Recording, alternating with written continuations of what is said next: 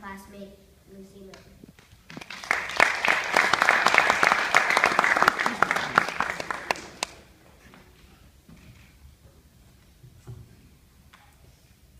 On Halloween, Wimberly worried that there would be too many butterflies in the neighborhood parade.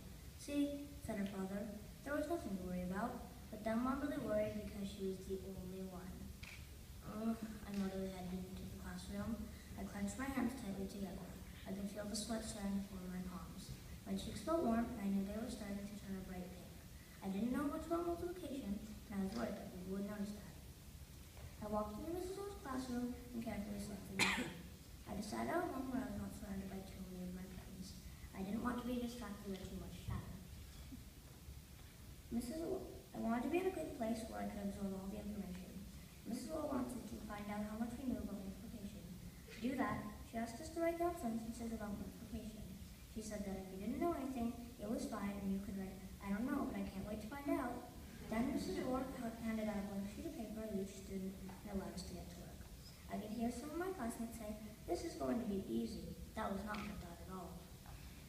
I knew very little about multiplication. Nervous thoughts immediately filled my brain.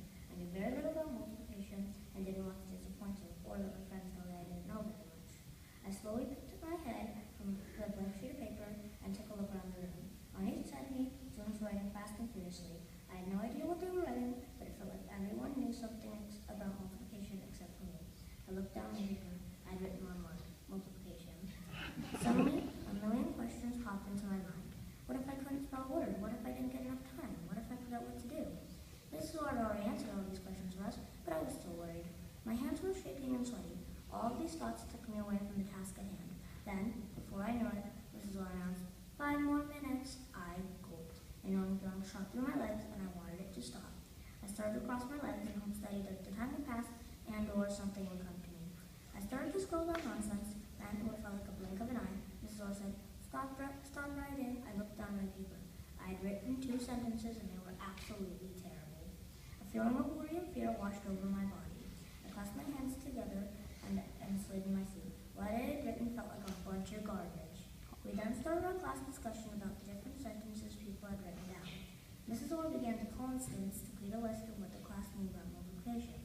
I sunk forward into my seat, hoping to not be noticed. The minutes ticked by at a snail's pace, and finally, math ended. I made it all alive and didn't have to share what I had written, or what little I had written. I passed my paper complete, the feeling of worry still lingering on my body. Even though I don't worry about everything like Wimberly, I still worry about certain things. When I worry, we both get shaky and scared, and sometimes our worries can make things even worse. Where Wimberly is used to being worried, this was the first time I had felt this feeling. In the future, I now know to ask for help using my words. This isn't always easy